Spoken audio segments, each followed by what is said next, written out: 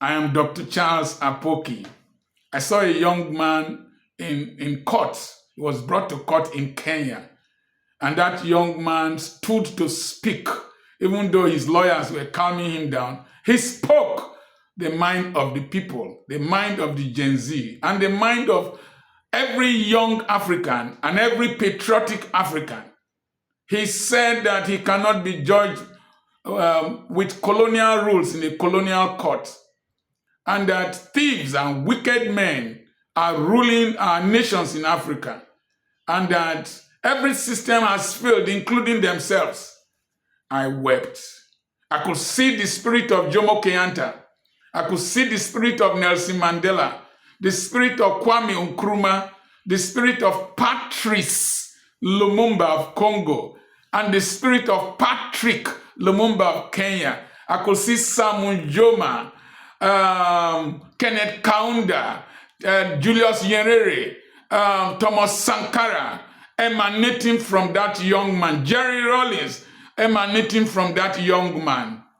And I wept. Ruto set those young men free and women free. The people who should be in prison are the soldiers and the policemen that shot defenseless, innocent Kenyan young men and women carrying your national flag that you treasure a lot.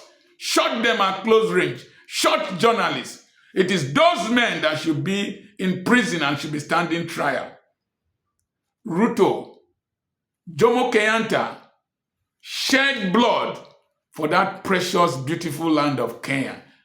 And you are enjoying it in collaboration with IMF and the World Bank to suppress our people. Just like in my own country. Problem in my country is that our young men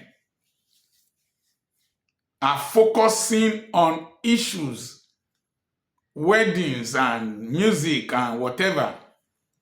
And they don't know that my wicked generation, we are borrowing money that we will die and live. We will not pay interest. We will not even pay the debts for 10 years, according to some reports. Then when you start paying, 10 years, most of these people will have gone. It is you, this young generation, that will pay for all these monies that are being borrowed right, left, and center. While those who borrow those monies will steal them and give to their children. And then you, the poor, will pay for them. It's unfair. I want to appeal to the federal government to set that young man that climbed that mast free. The hunger in the land is enough for somebody to want to buy himself. Rehabilitate him. Don't sentence him to imprisonment. He was protesting. That was the easiest way to draw attention to the pain and suffering that people are going through. I just saw the little tomatoes that my wife bought for 20,000 naira. How much was a basket of tomatoes? 20,000 naira. I wonder how the poor cope in this country. Something has to be done. President Ruto, set our children free. Set our children free. I am Dr. Charles Apoki.